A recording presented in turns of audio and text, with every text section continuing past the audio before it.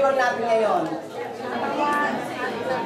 Special ang araw na to, di ba? Lahat naman ng araw special kasi yan ang gawa ni Lord. Pero mas special ngayon kasi nakakapula tayo no? Meron tayong pinagdiriwang. Amen. Ngayon ay Pasko. At lahat ay nakangiti. Natural, dapat lang tayo ngiti. Ano? Kung walang Pasko, walang kaligtasan. Amen. So tumayo po tayo, lahat tayo manalangin muli. Amen. Hallelujah. Hallelujah, Lord. Hallelujah. Ama, sa pangalan ng aming Panginoong Jesus, maraming salamat o Diyos sa pagkakataon muli na binigay mo sa amin. Malaking privilege muli sa aking buhay o God na aking gamitin muli sa iyong gawain. Salamat o Diyos sapagkat ikaw ang nagbigay sa akin ng karunungan. Ikaw ang nagbigay sa akin ng tapang upang ako'y tumayo dito, Panginoon, at itatago mo ako sa iyong likuran. Ang makikita ikaw lamang upang ikaw ay maluwalhati at wala nang iba. Salamat po, Panginoon, sa oras na ito na binuksan mo na ang aming mga puso, ang aming mga tenga, ang aming mga pag-unawa, O God, upang kami umalis sa kwartong ito na punong-puno ng pagpapala. Salamat po, Amang Banal, sa pangalan ng aming Panginoon sa Kristo, sa tulong ng Banal na Espiritu, na kami, Panginoon, ay papayapa sa amagang ito upang damhin, upang tanggapin ang biyaya at pagpapala na ipagkakaloob mo sa bawat isa sa amin, O God. Salamat po, Ama, sa kagalingan, sa pagpapalang espiritual, pagpapalang pinansyal, sa lahat-lahat na kailangan namin sa umagang ito, O Diyos. Ikaw ang siyang magpuprovide sapagkat ikaw ang Diyos na laging nakalaang magtumulong sa lahat ng mahanap sa iyo, sa lahat ng tumatawag sa iyo, sa lahat ng kumakatok sa iyo, God. Nariyan ka upang kami ay pagbuksan at kami tugunin sa lahat ng aming pangailangan. Salamat po, Ama, sa ngalan ng aming Panginoon Jesus. Patuloy kami magsasama-sama sa iyong presensya. In Jesus' name. Ang lahat ay magsabi ng Amen. Amen. Sabi nga ni Kuya Abel, kapag hindi kayo tinabahan, matakot ka na. Pwede na po tayo makaupo. Matakot ka na kasi wala kang magagawa kapag ikaw ay wala kay Kristo. Amen. So, ang ating pong topic sa umagang ito, o text po natin, binasa ng ating kapatid na Sister Mary, ay sa Mateo, magbukas po tayo, Mateo 5 verses 14 hanggang 16 po. Ang sabi dito, kayo'y ilaw sa sanglibutan. Hindi maitatago ang isang lungsod na nakatayo sa ibabaw ng burol. Walang nagsindi ng ilaw at naglalagay nito sa ilalim ng takalan. Sa halip ay nilalagay ito sa talagang patungan upang matanglawan ang lahat ng nasa bahay. Sa 16, Gayun din naman, dapat ninyong paliwanagin ang inyong ilaw sa harap ng mga mata ng mga tao upang makita nila ang inyong mabubuting gawa at luwalatiin ang inyong amang nasa langit. Amen. So, hahapiro ko lamang po itong pagiging ilaw. Amen. Ano ba ang purpose ng ilaw? Amen. Di ba? Ang purpose ng ilaw ay paliwanagin yung mga nasa dilim. Amen. Kasi kapag yung dilim, nilagay mo ng liwanag, nakikita yung liwanag, di ba? So, yun ang purpose ko, ano? At upang makita yung saya ng ginawa ng Diyos sa buhay natin na ibig sabihin sa ating spiritual, ano? At ang sabi pa, ang light daw ay nagre-remove ng kadiliman. Upang makita natin ang lahat ng bagay.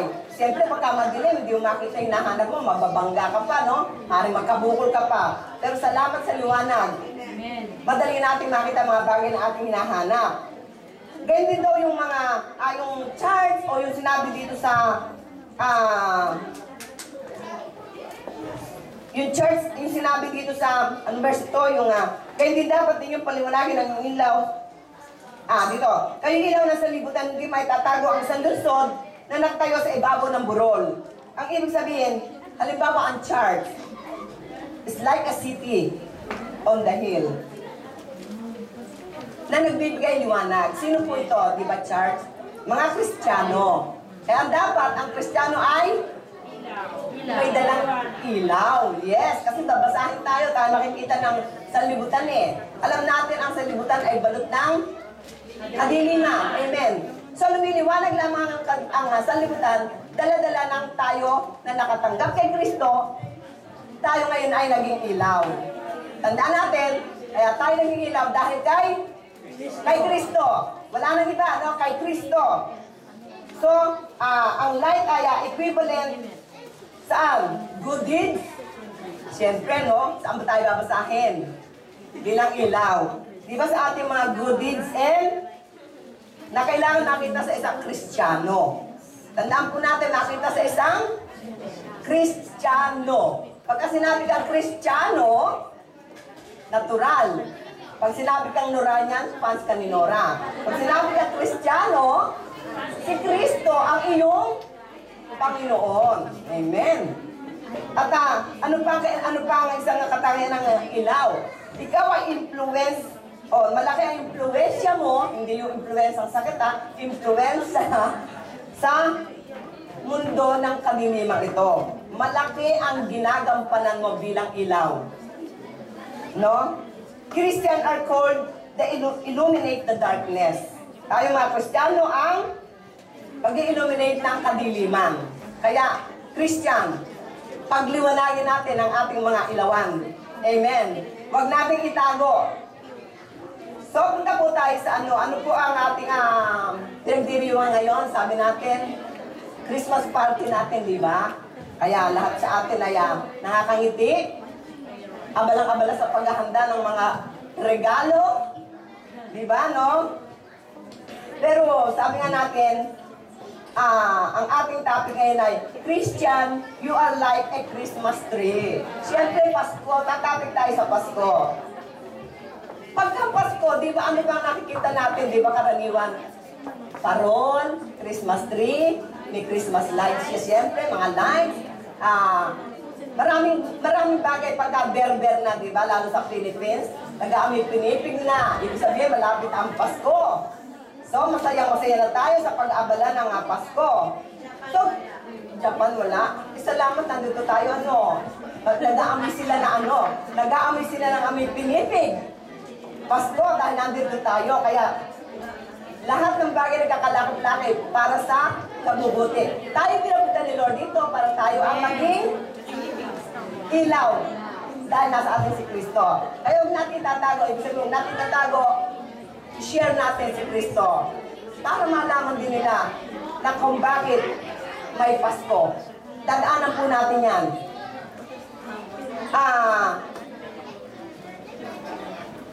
Merong ilang bagay na kinumpara tayong Kristiyano sa Christmas tree. Una, di ba ang Christmas tree? Pagka gusto mo itong ilaw, kailangan itap mo yung cord, di ba? Para siya ay magkailaw. Ganyan din daw ang Christian, kailangan itap natin kay Kristo. Tinanggap natin si Lord bilang tayo ay Lord and Savior natin siya. Nagkaroon tayo ng ilaw. Kaya lang tayo magkakailaw kung tinanggap natin si Jesus bilang Lord and Savior. Ngayon tinanggap na natin. Di ba may mga Kristiyanong patay sindi. Bakit? Dahil hindi nakapon yung plug nila kay Jesus. Kasi si Jesus lang ang ilaw. Si Jesus ang binigay na ilaw. Si Jesus ang naging daan. Hindi ba, dahil lang kay Jesus, madilim ang sanlibutan di ba? Nagkasala kay Eva at kay Adan. Ang buong sanlibutan ay nabalot ng kasalanan. Walang malinis. Wala, lahat tayo nagkasala. Dahil salamat sa Diyos, Ama, binigay niya ang bugtong na anak na si Jesus upang alam na sa kanya sa umpalataya ay huwag mapahamak, kundi magkaroon ng buhay na walang hanggan. So, nung tanggapin ngayon natin, tayo ngayon ay binigyan ni Lord ng bilang bagong buhay, light o yung liwanag nasa atin na ngayon. So, kailangan natin ng liwanagan ang sanglibutang ito. Kaya tayo ay mga Christmas tree. Di ba ang gandang tingnan sa Christmas tree yung may ilaw-ilaw? Napopokus ang mata mo, napitingin ka. Kasi to twinkle. Ganun daw tayo mga Kristiyano dapat. Twinkle na hindi po yung patay sindi. Yung twinkle, yung magandang twinkle, huwag yung patay sindi at hindi nasisindi, hindi napupundi. Hindi bali magpatay sindi, sumindi uli, ano? Pwede naman yung magpatay sindi, huwag lang manatiling patay. Ne? Ano kailangan? Kailangan na i-tap natin ang ating core sa ating Panginoong Jesucristo na nagbibigay ng liwanag. Sabi nga, di ba? Sa John 15:5, ako ang puno ng ubas. Sino may sabi? Ang Panginoong Jesus, ano? Kayo ang mga sanga. Sino ang mga sanga? Tayo. Ang nananatili sa akin, sabi nananatili. Ano? Di meron din nananatili, ano? At ako sa kanya, ang siyang namumunga ng sagana. So maliwanag, ano? Yung doon, nananatili lang sa Panginoong Jesus ang namumunga ng sagana. Sapagkat wala kayong magagawa kung kayo'y hiwalay sa akin. Ayun, maliwanag po, no? Ngayon, kung tayo ay nakakabit kay Kristo, marami raw tayong magagawa. Amen. Amen. Kung ka nang nangyayari kay Ate Bea, narinig namin ang testimony niya talaga na siya ay nakikinig lang, pero hindi niya sinasagawa. Iniipon lang niya sa puso niya. Pero maganda yun, dahil dumating ang panahon, dahil tinatap niya ang buhay niya kay Lord eh. Kapag nakatap ang buhay natin kay Lord, hindi pwedeng hindi kikilos. Bagamat nag-ipon siya ng salita, hindi na natili na nakaipon yon. Umapaw siya, para isang basong tubig na nilagyan, tumapo ni lahat ang bagay na naroon at dumaloy, hindi niya pwedeng isi-share. Kasi kapag talaga ikay tinawag ng Panginoong Jesus, kapag talaga ikaw ay pinili niya, tiyak may gagawin sa'yo. Kahit nakaupo ka dyan ngayon, hindi mo sasabihin na hindi ka tatayo dyan para magpatotoo, para mag-share gaya ng nangyari sa kanya, di ba? Dahil po ako, ayaw maharap sa tao. Ako may inferiority complex, sabi nga sa inyo. Yan ang sa katangian ko nung araw na ako hindi Kristiyano. Pero ngayon, tumapang nahiya ko. Dahil kay Kristo. Amen. Pag na kay Kristo ka pala, magagawa mo lahat ng bagay dahil kay Kristo. Pero pag sa iyong sarili talaga, ay ayoko, gusto ko maupo lang ako, pakinig lang ako ng, taga-pakinig lang ako, supporter lang ako. Ayoko nang ako magsasalitain nyo dito. Sabi ko, wala akong masasabi, nung unang preach ko nga, sabi ko nun, ayoko, hindi ako marunong magsalita, para akong, hindi ako marunong mag-compose mga senga. Alam nyo, nung first time, kasi nga, sabi nga, kapag sinabi mo kasi kaya mo, medyo delikado ka. Mas maganda pala yung nervous yung kakabahan ka. Papupuri mo si Lord at ito pala na ang Diyos ay sa iyo. Nagagawa mo lahat ng bagay dahil kay Kristo. Alam mo, Pastor, alam ko wala akong magagawa, alam ko masasabi. Kamunting nagtambuhatin ko niya. Kaya, bilib ako kay Ate Bea kanina. Totoo yung sinabi niya, kapag kasi tumayo ka rito at inano sa'yo ng Holy Spirit, hindi na ikaw yun eh. Buka na lang ng bukay bibig mo. Dinidikta niya. Kaya kayo matatakot kapag kayo pinuudyo ka ng Panginoon, pag-share halimbawa, ibukan nyo na yung labi ninyo. At bahala si Lord ang maglagay ng mga salita sa bibig natin. Amen? Kaya yun lang po, huwag nyo iiko kapag binubukan ni Lord ang labi natin. Tiyak na pagpapala yun sa iba. At ikay ginamit ni Lord na pagpapala sa iba. So, yun po, no? Una, itap natin yung cord. Tap natin ang ating buhay kay Kristo para tayo magliwanag. Pangalawa, light of the Christmas tree. Ayan na, punta lang tayo sa yung ilaw, yung mga kukuti-kutita na ilaw ng Christmas tree.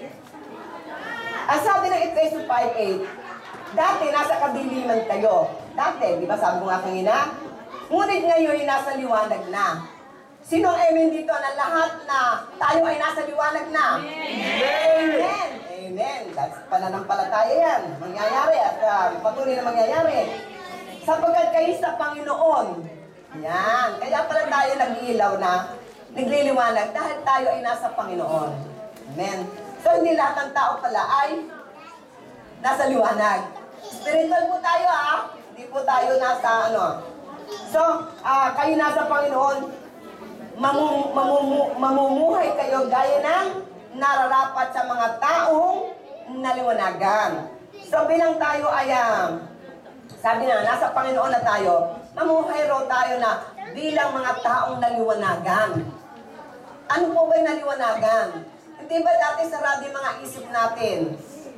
Dati alam lang natin na may Diyos, pero hanggang doon lang, may Diyos. Nagsisimba ka, pero hindi mo alam ang ibig sabihin ng ginagawa mo. Basta birthday mo, sige simba ka, pasalamat ka. Pero iba yung kapag nalaan mo yung katotohanan, at pinalaya ka ng katotohanan, sino yun?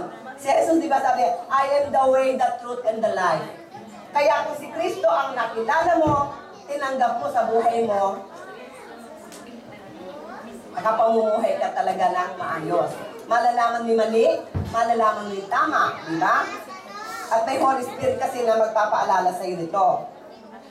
Ngayon, sabi pa na nga, Mateo 5:14, kayo'y ilaw ng sanglibutan. Yun na naman, ano? Kaya hindi raw maitatago ito sa isang lungsod na nakatayo sa ibabaw ng burol. Halimbawa, tayo nakakilala sa Panginoon. Sinasabi natin na tayo ay nasa Panginoon, di ba? Paano ba tayo malalamang magliliwanag? Kapag sinabi na tayo natin na tayo ay mga Kristiyano na. Di ba yung ating mga gawa, siyempre, no? Yung mga dati natin mga ginagawa, unti-unti. Sasabihin ko yung unti-unti. Kasi wala naman talagang biglaan eh. Kapag biglaan, baka ito ay hilaw. O ito ay ano tawag sa sinain na bigla? Pagdilawan. Amen. Mas maganda yung dahan-dahan. Di ba? Pero mas maganda kung gulpihan. Praise God. Pero bihira yata yung gulpihan eh, no? Yun nga, magdilawan daw yun. Pero kung ikaw'y dahan-dahan, nagpapatuloy ka, bagamat ikaw'y natitison, pero tayo ka pa rin. Mature na maluluto ka. Di ba? Magliliwanag ka. Pero kung ikaw ay konting tisod lang, di ka napansin, o hindi, o mga bagay na nakita mo sa kapwa mo, kakatisod mo ba? Pare-parehong ang Lord ay hindi pa tapos sa atin. Tandaan natin. Hindi pa tapos si Lord. Lahat tayo ay patuloy na inaayos.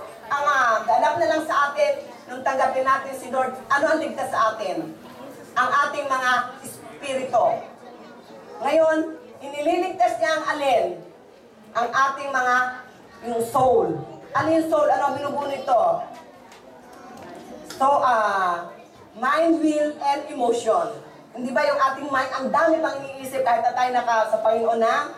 Hindi ba ang dami iniisip niya? Minsan may mga negative, minsan may pangit, minsan... Yun ang patuloy na ililigtas ng Lord sa atin. Hindi pa ito ligtas na ligtas eh. Inililigtas ni Lord. Kaya nga araw-araw dapat tayo ay nababago. Yung ating mga emosyon, di ba kung minsan, nagagalit pa tayo. Hindi lang pwedeng hindi magalit, di ba? Pero may galit na kailangan control natin. Ano? So, ano pa yung nililigtas? At yung iniligtas ni Lord, alin yun? Yung ating body. Kaya sabi ko nga nung ako nagpatuto dito, hindi po tayo exempted sa kasakitan ng mga Kristiyano. Sino nagsasabing siya hindi na magkakasakit dahil siya Kristiyano na? Maganda yun, oo. Pero hindi rin natin maalis, diba? Kasi nga nasa katawan lupa pa tayo. Hindi ba tayo glorified body? Ito nga yung pag tayo ay nirapture na ni Lord, yun na. Wala nang kasakitan tayo mararamdaman. Wala nang kalungkutan. Wala nang kung ano nararamdaman ng katawan mo, yun doon pa lang. Pero ngayon, dadanas pa rin tayo. Kami nga, nag-sacrifice sa pamilya namin, iniwan namin ng mga anak namin, kaliliit nila, umalis sa trabaho. Sasabihin mo, ito, merong isang balita kaninang umaga, tinawag ni Pastor yung isang kapatiran natin ng mga leader sa Sooka. Nanganak kasi asawa niya, 3 days pa lang ata o 8 days na yon, operahan sa puso yung bata. Ang tanong sabi ngayon nila, bakit ganun? Pareho naman kami naglilingkod kay Lord, at nangyari sa amin ito. Diba? Pwede ka naman magtanong kay Lord, wag mo lang sisisihin si Lord. Magtanong ka lang, no? Kasi sabi nga, all things work together for good. Kamukha nga nang nangyari sa akin, di ba? 16 na taon, 31 years na kami naglilingkod kay Lord. Sabi nga ng mga kapatid ko, mga nakakilala, ay hindi tatalaman si Pastor Shoni niyan. Naglilingkod sa Panginoon, tatalaman ng ganyan. No, hindi po. Kahit po gano'n ka tayo katibay pa sa Dadaan lang po. Tandaan natin, dadaan lang ha. Dadaan lang siya. Hindi siya hihinto. Mga Kristiyano, dadaan lang po, hindi po siya hihinto. Why? Pinahintulot ni Lord dito para rin sa ikatatatag ng ating pananampalataya. Hindi para sa ikapapahamak natin. Sa lahat na nangyayari sa buhay natin, make it positive, not negative. Kasi kapag nakikristo ka, walang ipapahintulot si Lord na pangit. Kapag parang gutsa-gutsa yung buhay mo, di ba, parang puzzle. Tandaan nyo, may katapusan na lahat dito. At ang katapusan nito ay para sa ikabubuti natin. Magpatuloy lang po tayo, huwag po tayong ihinto. Kasi kapag tayo huminto, doon na may disgrasya. Doon na mayroong negative na papasok, di ba? Pero magpatuloy ka. At may mga nakangiti, may mga experience yan eh. Kaya nang nakangiti sila, alam nila buhay yung sinasabi natin. Amen? Dali lang.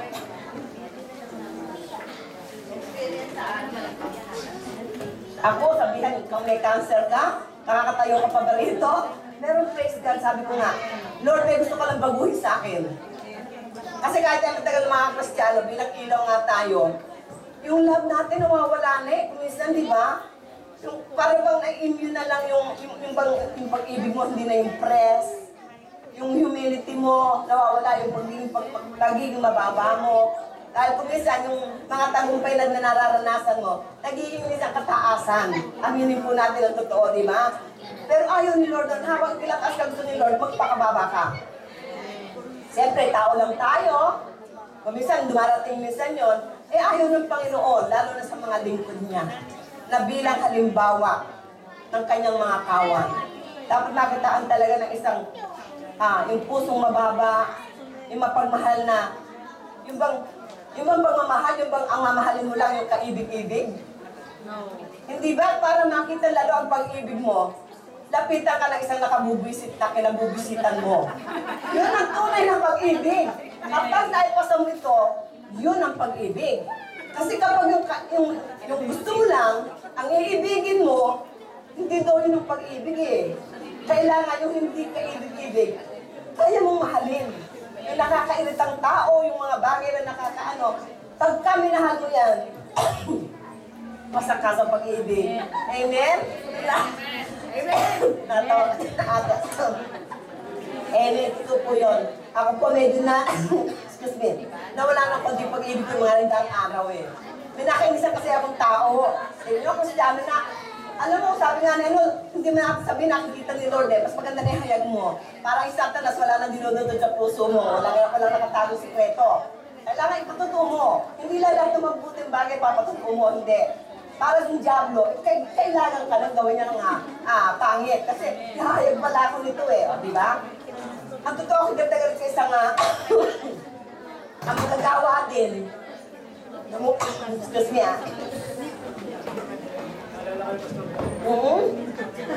Alam mo, bihira kami magkakaroon ng ating pastor.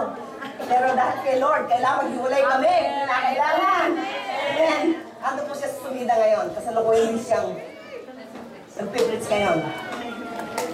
So ako talaga, nawalan din ako ng konting, nainis ako. Inis lang naman. Sa isang pamagagawa na talaga hindi ko maalis sa puso ko. Kahit anong pray ko, ba't para akong ayaw matanggal? Nagpapakababa na ako, lahat ginagawa ko. Merong ganun time eh. Ngayon, pagka naman ganun, hindi mo na makaya talaga. Andun pa rin kahit anong sisigawin ko, Lord, hindi maganda ko. Alam kong ayaw mo nito. Alisin mo ito, magiging hantang sa blessing ko. Andun pa rin. Bakit? Ayun, dumating nga sa akin yung may cancer nga daw, hindi malignant cancer. Naku, kung malugab ang katawan mo, ikaw ba sabihin may cancer, ano? Sabi ko, Lord, naglilingkod naman kami. Sabi ko rin yun.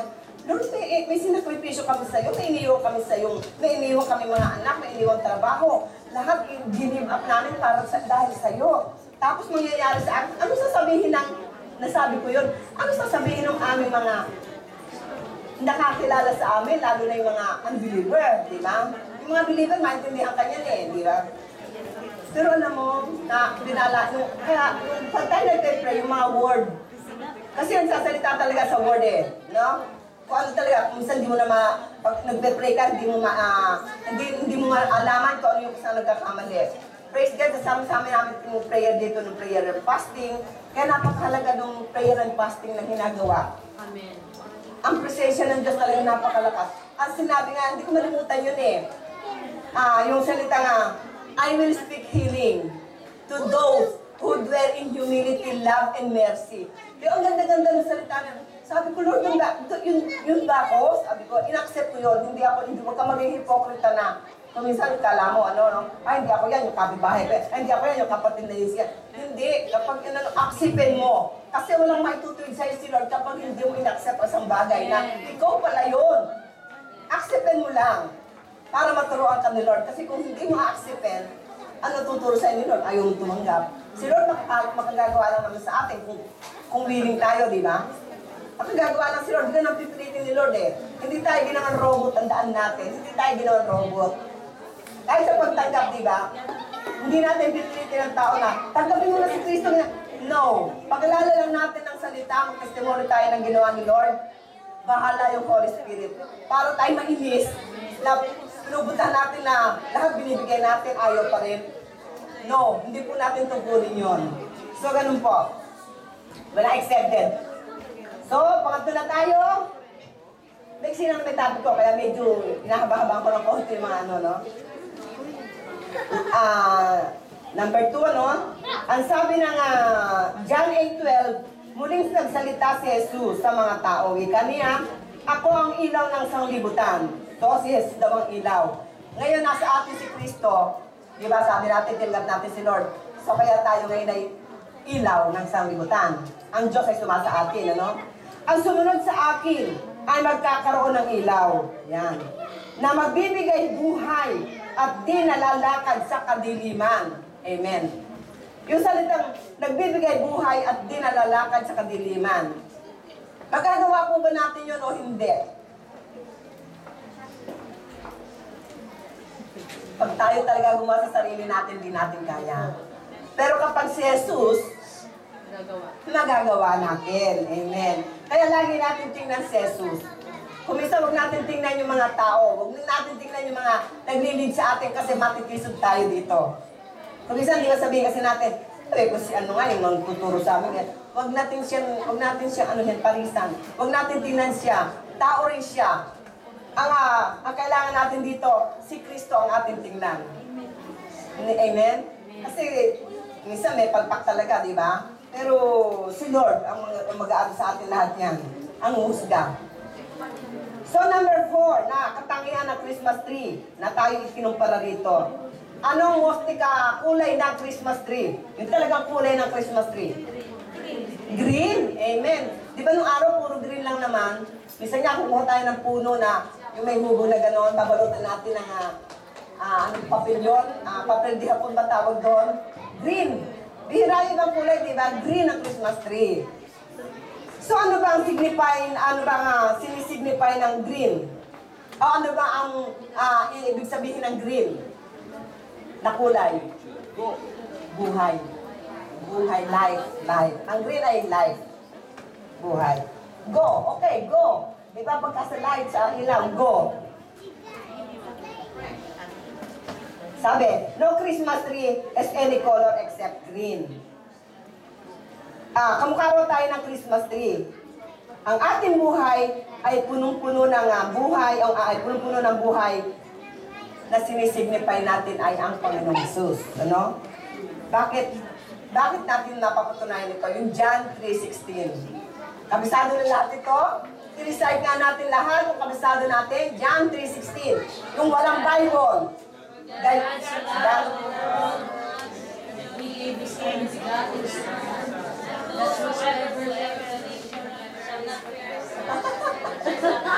everlasting life. Okay. Basahin na natin. Hindi makabisa. Ayan. For God so loved the world, He gave His only begotten Son, that whoever believe on Him do not perish, but not. Sa Tagalog natin basahin at ng lalong malinaw. Tagalog, para lalong malinaw. Yan. Sabay-sabay ulit tayo. Sapagkat dahilan lamang ang pasinta ng Diyos sa panlibutan, ay binigay niya ang kanyang bugtong na anak upang ang sinong sa kanya'y sumampalataya ay huwag mapahamak, kundi magkaroon ng buhay na walang hanggan. Amen. Di ba? Ang gandang verse niyan na gayon na lamang ang pag-ibig ng Diyos. Pag-ibig ng Diyos. Kaya nga yung Pasko anong spirit ito? Love at giving, di ba? Yun ang spirit ng Christmas Kapag walang giving parang hindi Christmas di ba? Kasi yun ang yung anong Panginoong Jesus na yung kanyang bugtong na anak, ibinigay niya upang ang sino man sa kanya ay sumampalataya. So kung sino man ay sumampalataya. So ibig sabihin hindi lahat po ay sumasampalataya. Kung sino lang yung sumampalataya, ang binigay niya ng karapatang maging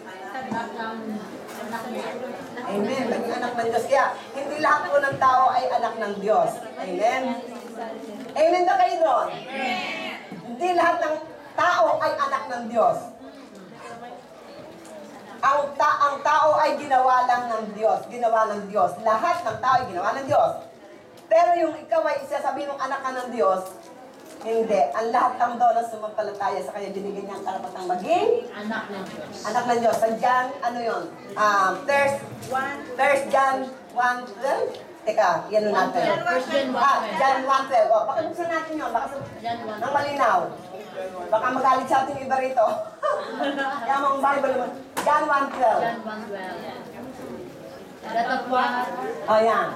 Datapwat ang lahat ng sa kanya'y nagsitanggap. Ayan, ang lahat ng sa kanya nagsitanggap. Ay pinagkalooban niya sila ng karapatang maging mga anak ng Diyos. Sa makatibagay ang mga nagsisampalataya sa kanyang pangalan. So ay lahat lang ng sumampalataya, yun ang anak ng Diyos. Yun lang makakatawag ng Ama sa Panginoon. So malinaw po, tayo sabi niya na, yung salita ng Diyos, ayan po, malinaw.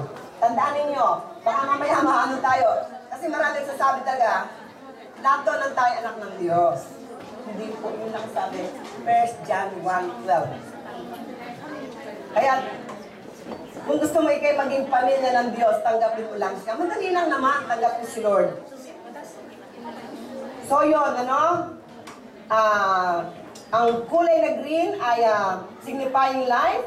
Sa lalo na sa mga Kristiyano, ay ang green, si Jesus yung green sa buhay natin. Number 4, the gift wrap under Christmas tree. Hindi ba? Yung mga gift natin, handa tayo ng handa bago magpasko. Ilalagay natin sa ilalim ng Christmas tree. Iniipon natin lahat. Iniisip natin yung ating mga inaanak, mga kamag-anak, lahat. Talagang pinagkahandaan natin. Talagang giving Kasi nga, unang ibinigay ang ating Panginoong Jesus kasi siya ang best example ng giving. Sabi, Jesus our Lord was also wrapped in a manger as a gift to the sin straight and word. Makikita natin sa Lucas 2:7. Alam mo mag-ano. In Lucas 2:7. Ang sabi dito, nandiyan na kayo? At isinilang niya ang kanyang panganay. At ito'y lalaki. Binalot niya si Maria po ito, saka si Joseph. Pero ginamit lang sila instrumento ng Diyos. Tandaan niyo, si Jesus ay hindi nagdaan sa tao, hindi nagdaan sa, ano tawag doon? Sa intercourse ba ng babae at lalaki. Siya ay Holy Spirit ang naglagay sa sidapo po ng ni Mary. Tandaan po natin yan, baka magkamali tayo ng ano yan, Ang sabi dito, binalot niya ng lampin ang sanggol at hiniga sa isang sabsaban, sapagkat wala ng lugar para sa kanila sa bahay panuluyan. Lucas 2:7 yan. Tingnan nyo nga, mula sa langit, napakalayong lugar, binalot ang ating regalo sa mundo para mag-alis sa lahat ng ating mga kasalanan, ang ating Panginoong Jesus, binigay ng Ama. So dito meron tayo mabubuksan ng ating mga kaisipan, Ang Pasko, di ba, abalang-abalat tayo sa mga pangregalo. Abalang-abalat tayo sa mga paghanda, mga Christmas party, lahat ng mga bagay na pag-istirap ang Pasko. Gayun din ang mga Hudyo. Abalang-abala sila sa paghahanda, pamimigay, pagbubukas ng regalo. Pero merong isang regalo hindi nabuksan. Kahit sa mundo, merong isang regalong hindi nabuksan. Sino yun? Amen. Yung binigay ng Diyos Ama. Di ba? Binigay niya kanyang bugtong na anak ko para sa kanya, sumampalataya hindi na mapahama, kundi magkaroon ng buhay na walang hanggan. Kinalimutan. Yung regalo na pinakamahalaga sa buong mundo. Regalo ng Diyos atin, ang Panginoong Jesus, ano? Ang sabi dito, no, meron akong babasahin, ano, meron akong nabasa kasing isang note na napakaganda niya. Ang sabi dito, yung lahat ng regalo nabuksan niya na sa kanyang, naipamigay niya na at mga magagandang regalo. Pero merong isang regalo pa lang hindi niya nabuksan. Nung malaman niya ito na, ito pala ay gift of salvation. Wrapped in God's love. Tingnan nyo nga yung nabuksan, hindi regalo. Kahit ngayon, yung mga Hudyo hanggang ngayon, hindi pa nila nabubuksan ng regalo ito. Kaya nga po napunta sa Hentil eh. Kaya tayo nakakilala dahil tayo ay inugpong. Tandaan natin tayo inugpong lang. Kaya tayo ay nakakilala. Ang mga Hudyo hanggang ngayon hindi pa nila kinikilala, mga Israelita. Hanggang ngayon hindi pa nila kinikilala ang ating Panginoong Jesus. Bihira pa lang. Kaya napakapalad natin, binigyan tayo ng chance. Amen. Kaya, yung chance na to, huwag na natin palampasin. Kasi pagdating ng panahon, nasa Hudyo na po ang kaligtasan. So, ang sabi dito, wrapped in God's love. Yan nakabalot sa pag-ibig ng Diyos. Purchased by Jesus. Yung regalo na yun, ano? Kaya, thanking God, there was grace to receive this treasure. Napaka-treasure, mapakahalagang treasure ito, no? To begin a life new. Para magbago yung ating mga buhay. And have joy without measure. Hindi ba tayo mga Kristiyano, dumadaan man ng kalungkutan, pero sandali lang, di ba? Kasi ang Espiritu na, pag ang Panginoon na sa atin, kahit may problema, masaya tayo. Amen? Kaya nga kasabihan, mga Kristiyano, hindi tumatanda. Amen na kayo doon? Amen! Bakit? Ang problema nakatatanda, di ba? Kapag wala ka kay Kristo, maliit na problema napapalaki. Pero kapag na kay Kristo ka, yung malaking problema na ang liit. Why? Dahil kay Kristo, alam natin may tutulong eh. Alam natin na may sasagot na lahat ng ito. Amen? Yung hindi kaya ng tao, kayang-kaya ng Diyos. Amen. Kaya walang may kulubot na mga Kristiyano. Amen? Lagi naka-smile. Isa pong regalo ng Diyos yan. So, ang sabi dito, yung nabuksan na, di nang mabuksan, yung mga nagbukas na ng regalo kay na, ng Diyos na binigay dito, tayo yun. Binuksan natin regalo. Kaya nga tayo nagdiriwang ng Christmas eh. Ang sabi ng iba, bakit ito pinagdiriwang pa? Hindi naman alam ang tunay na kaarawan ni Lord. Tayo di ba parang Thanksgiving, papasasalamat natin dahil na ibinigay na isang manunubos ng ating mga kasalanan. Kasi kung di nagbigay ang Diyos Ama, saan tayo pupunta lahat? Sa impyerno. Pero dahil sa laki nga ng pag-ibig ni Lord, binigay niya, nirigalo niya sa atin si Jesus. Bugtong na anak. Kaya ba kayo ipamigay ang inyong kaisa-isang anak? Hindi, di ba? Pero ang Diyos binigay niya kaisa-isa niyang anak para lang sa ating kaligtasan. Regalo, binigay sa atin na nalaging treasure sa atin na ngayon ang ating kaluluwa o ang ating espiritu ay saved dahil sa kanyang espiritu na sinelyohan tayo. Amen. So tayo lahat kayo niligtas. Amen. By faith, maniwala kayo kasi ang espiritu natin ay ligtas na talaga nung tanggapin natin si Lord. Dahil sa regalong binigay ng Diyos, ang ating Panginoong Jesus, ang sabi nga, ang pagsilang ni Jesus ay naging, yun daw, pagsilang ni Jesus ay nagdala sa Diyos, the birth of Jesus Christ brought God to man. Yung pagsilang ni Lord Jesus, nagdala sa Diyos sa tao. Nagdala ang Diyos sa tao. Pero yung cross ni Jesucristo ay nagdala naman sa tao, sa Diyos. Amen? Antindihan niyo yun? Nakuha niyo?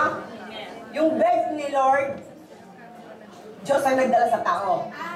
Ngayon, dahil naman sa cross, doon siya mamatay sa cross ng Kalbaryo, ano nangyari? Ang tao nakalapit sa Diyos. Amen. O, di ba? Napakahalaga talaga ng buhay natin ay nakatune, nakafocus sa ating Panginoong Jesus kahit anong mangyari sa atin. Huwag po natin iaalis si Lord kahit na tayo medyo dumaranas ng mga problema, kapigatian, ano pa mang bagay. Huwag po natin kalimutan si Jesus. Tanging si Jesus lang makakatulong sa atin. Amen? Amen. So yun number 5 na tayo. Number 5. Salamat at may nagpatuloy kay Lord sa kanyang sa kanyang pagbaba dito. Siya nga pinanganak lang sa sabsaban. Tayo nga pinanganak sa sa ospital, sa mga first class na mga panganakan, di ba? Pero si Jesus nga, sabsaban lang di ba? Yun nga yung pagmamahal ng Diyos sa atin. Dahil walang tumanggap sa kanila noon. Hanggang ngayon, marami pa rin ayaw tumanggap. Pero darating panahon, babalikan nila si Lord sa lahat ng masira natin. Amen. So number 5, straight position of the Christian tree. Christmas tree. Yung straight position niya. Sabi, Christian life requires a straight life in Christ. Yung diretsong buhay. Ano ba sabi ng 2 Corinthians 5:17? Ayan na naman kami. Kuya Amen. Kailangan naaalala kasi ang paalala ko, gamot sa tao na kalilimot. Minsan nalilimutan natin yan di ba? Kaya dapat lagi natin 2 Corinthians 5:17. Kahit natutulog tayo, kabisado natin yan di ba?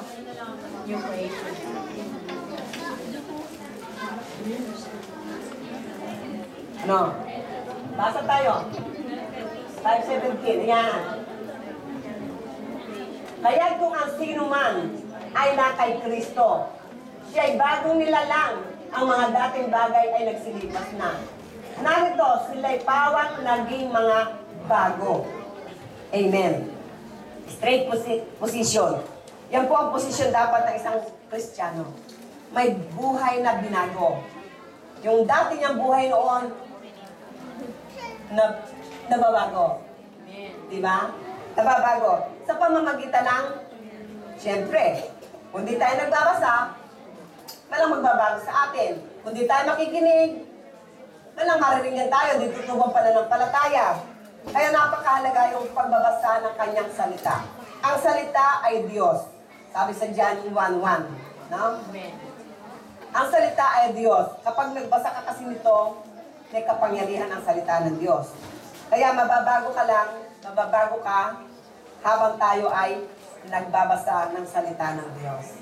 At nung tanggapin mo si Lord, may something na ron Nung tanggapin mo si Lord, may something na ron. Kasi ang Holy Spirit na nahana sa iyo Kaya ang posibleng hindi ka mabago kung ikaw talagang tumanggap kay Kristo. Marami kasi na sinasabi nila sila yung mga born again, pero hindi patunay. Maaring dandan-dandan, unti-unti, o maaring hindi pa talaga ng time niya, napatanggap lang siya, pero okay na rin, pinatanggap natin siya. Malay natin kasi kung bigla siya namatay, kasalanan natin, Ang sabi ng kayo ang bantay, binigay ko kayong bantay. Kapag hindi niyo binalaan ng tao ito, sisingilin ko sa inyo ang dugo ng tao yan. So, balik ko siya pinalalahanan ninyo, sinyera natin, wala na tayong pananagutan, tandaan po natin yun. Kaya, kung may nudyokan kayo na share ng magandang balita, o yung nangyari sa inyo, kung paano kayo binago ng Diyos, share lang po ninyo. Huwag kayo matakot na kung ano na isisiyan nyo, kung ano lang kaambit, kung ano lang ginawa ni Lord sa buhay ninyo, yun lang. At mag-work na yun sa puso ng tao nyo. Hindi man nung araw na yun, isang araw, may tatawag sa inyo, magpapasalamat. Di ba? Kasi ang kanyang salita ay buhay Sabi nga, walang salita na nahasik na hindi ito nagbunga. Tandaan po natin, walang salita ng Diyos na nahasik na hindi ito magbubunga. Sabi ng kanyang salita yon. Kaya ihasik lang natin, hindi natin karapatan hindi natin tungkulin na tayo magpalago, hindi natin tungkulin na tayo share lang natin. Kapag may udyo kayo, sige, huwag niyong pipigilin. Kasi ang Diyos ang nag-uutos sa atin nun. So, ayun. Straight position of the Christmas tree na gaya ng Kristiyano. Number 6, last. Leader and members position. Ano ang position ng Christmas tree? Triangle. Amen. Ang triangle, matatag ito. pag itinayo, di ba? Yung triangle na posisyon, matibay. Ganon din daw sa mga Kristiyano. Kailangan leader and members position. Di ba yung napag-aralan natin yung awit 133, verses 1 to 3, 1 to 3? Mula sa, yes, unity. Yan, napakahalaga po. Ang unity sa magkakapatid. Pagkakaisa. Para maging matatag. Sabi nga, higit na magagawa ng dalawa kaysa sa nag-iisa, di ba? Mas magandang combination. Isa, tatlo, kaysa sa nag-iisa ka. Kaya, okay ba na nasa bahay lang tayo, nagpupuri ka naman, araw ng linggo sasabihin mo, hindi, nagsumasamba naman ako kayo sa bahay, nakikinig ako ng ano, hindi. Okay ba kapira yun? Di ba kailangan meron tayong unity, meron tayong pagkakaisa, araw ng linggo, kailangan sama-sama tayo magpuri sa Diyos. Kasi isa pang katangian ng taong nakakilala kay Jesus. Alam niyo kung ano? Gaya ng mga nag-aalaga ng tupa, nung makita nila ang Panginoong Jesucristo, yung tala, sinundan nila, nung bumalik sila, anong espiritu meron sila, anong nadagdag sa buhay nila. Pati ang mga anghel nun nung nakita nila, ipinanganak sa Jesus, marami sa atin yan na meron yan. Lahat tayo halos, pagpupuri. Kaya makikilala mo isang tunay na tumanggap sa Panginoon, may laging pagpupuri sa kanyang puso. Isa raw po iyan na dapat tataglayin ng isang nakakilala kay Jesus, yung pagpupuri. Kung yung mga nagtag-alaga ng tupa, nagpuri sila. Yung tatlong pantas, diba hindi na sila bumalik sa dati nilang daan? Ano yung dating daan? Ibig sabihin yung mga dati nilang mga ugali, yun ang ibig sabihin sa ating mga Kristiyano. Kapag nakikilala mo na si Jesus, unti-unting mababago ang buhay natin. Sinasabi ko, hindi nga biglaan. Pero dandan-dandan. Unti-unti, habang tayo nakikinig, habang tayo nakikipagsiyeran, habang tayo dumadalo. Kaya kung nasa bahay ka lang, mahirap talaga. Di ba? So, yung awit, buksan nga ulit natin, alalahanin natin yung tinuro natin na. Awit 133 verse 1 to 3. Awit, ayan o. Parang mahalagang langis sa ulo na tumutulo sa balbas. Ito ay si Aaron, ayun na nga. Sa makatwid bagay sa balbas ni Aaron, na tumulo sa laylayan ng kanyang mga suot. Sa awit 33:3, gaya ng hamog sa Hermon na tumulo sa mga bundok ng Sayon, sapagkat doon, pinarating ng Panginoon ang pagpapala sa makatwid bagay ang buhay na magpakailanpaman. Amen. Mula sa pastor, mula sa mga leader, elder, hanggang sa member, kapag tayo may pagkakaisa, kaya nga, lagi po natin pinapaalala, wag po natin bibigyan ng kapighatian ang mga pastor, mga namumuno. Alam niyo kung bakit? Kahit gaano ang pagkakamali nila, Diyos ang may pananagutan sa kanila. Diyos ang magpaparusa sa kanila. Tayo mga member leader, ano tungkulin lang natin? Pag-pray, palakasin. Amen, palakasin. Kasi pinili sila ng Diyos Pinili sila. Ngayon, kapag tayo ay lumaban o humiwalay, anong nawawala sa isang member? O leader, o elder, kapag humiwalay tayo sa puno, dun sa ulo, pagpapala at blessing and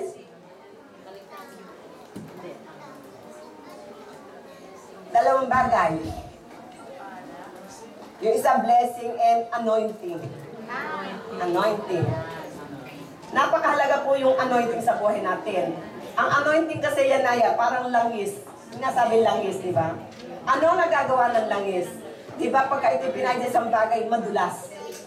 Kung ikaw ay puspos ng Espiritu Santo, yung anointing, ano mang ibalibag sa'yo, dudulas lang yan. Ano mang bato sa'yo ng kaaway, tatalbog lang yan. Ngayon kung ikaw ay walang langis ng Espiritu Santo, ay wala, kakatok ka. Kamukha ng isang sasakyan, di ba? Ang isang sasakyan kapag kulang sa langis, ano nangyayari sa may mga sasakyan? Kumakatok, di ba? So, ganun din daw ang ating buhay Kristiyano. Kapag tayo walang langis ng Espiritu Santo, kakatok ang ating mga buhay. Kakatok po ang ating mga buhay. Pero salamat at merong fellowship na nagpapaalala. Salamat may mga manggagawa na nagpapaalala upang tayo ay hindi patuloy na kalawangin. Upang yung langis ay mulang i-refresh natin sa buhay natin. Kasi ang langis napakahalagang bagay sa buhay natin. Kaya mula sa pastor, mula sa head, leader, magkaisa po tayo kung anong panukala ng ating leader, sumunod po tayo. Huwag po tayo kontra. Kasi para ito sa ikabubuti ng iglesia. Amen? So, alam ko may natutunan tayo sa Christmas tree ng Pasko na kung saan ito yung simbolo na malapit na ang Pasko dahil tayo nagagayak ng mga parol at Christmas tree. Praise God, ikinumpara ang ating buhay Kristiyano sa isang Christmas tree. Praise God at alam ko na kahit paano, meron tayong napulot sa mga kulay ng Christmas tree. Bakit ba nilalagyan ng ganito? Praise God. Kaya, God bless you at blessed Christmas o ano ba sasabihin ko? Masayang Christmas dahil kaya tayo nagse-celebrate dahil kay Kristo na nasa ating mga puso. Pagpalain po tayo lahat ng ating Panginoon. God bless you all.